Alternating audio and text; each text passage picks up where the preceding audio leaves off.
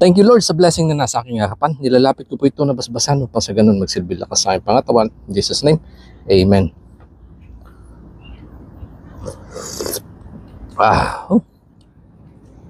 Hindi ko na ho naipakita yung paka ko ng pagluluto katulad nga ng lagi kong ginagawa. Yung namimitas ako sa likod sa ako niluluto. Dahil kung nakakasubaybay po kayo ng upload ko, ito na po yung talbos ng ampalaya ligaw na nakuha ko pagkatapos nga po masalanta yung aking mga pananim. Niluto ko na lang po sa madaming luya, bagoong, nilagyan ko lang ng kabuti.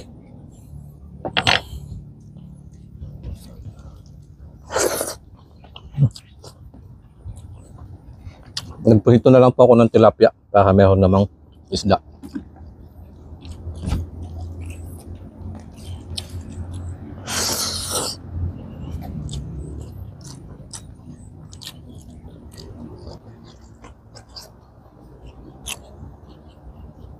Doon ko na ho sa loob inayos to, niluto to kasi hindi ko pa naayos to dito sa harap, likod.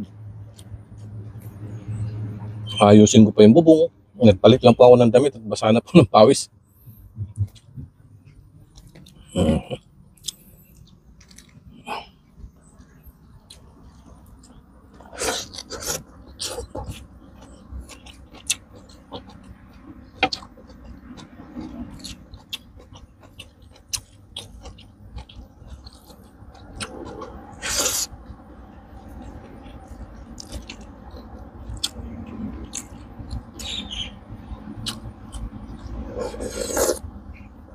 Wow.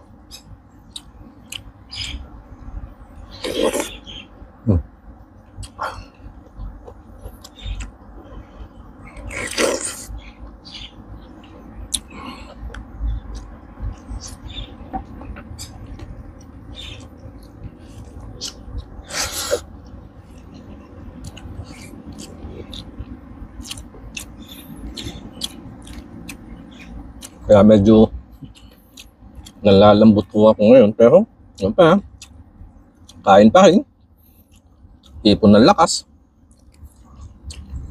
trabaho ulit, tanim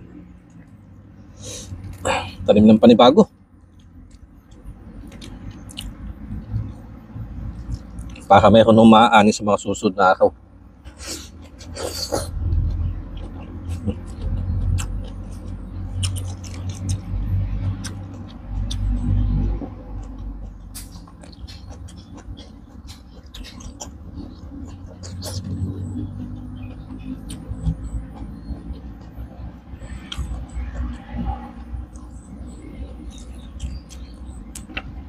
Hindi nalipasan na din ho ng kaunti ng gutom.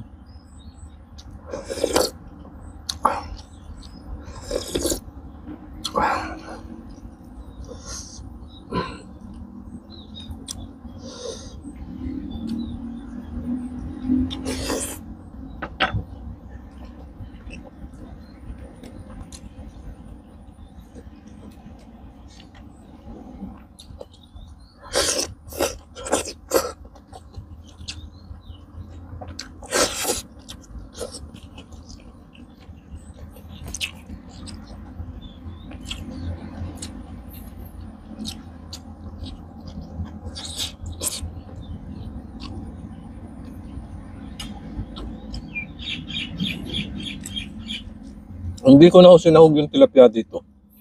Mas gusto ko yung sabaw nito. Nalalasap talaga yung dahon. Yung pait, saka yung mga gulay-gulay, kabuti.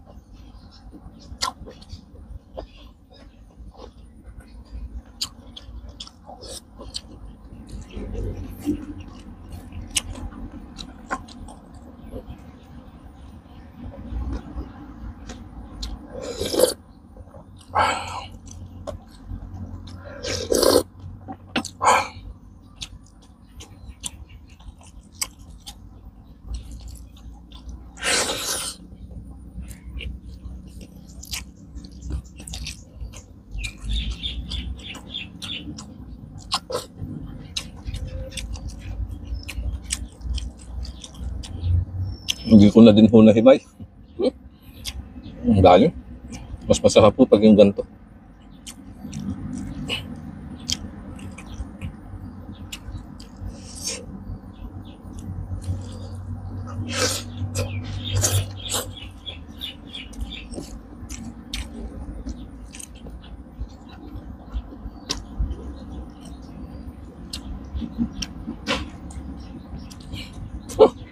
Ganda mo pa.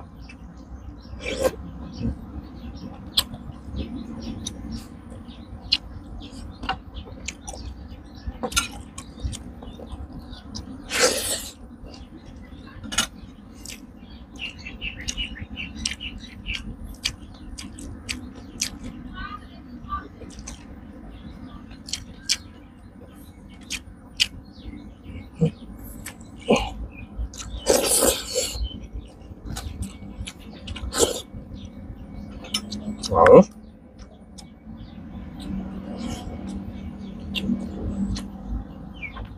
Magpapak na lang po ako ng gulay. Lilinisan ko na lang to.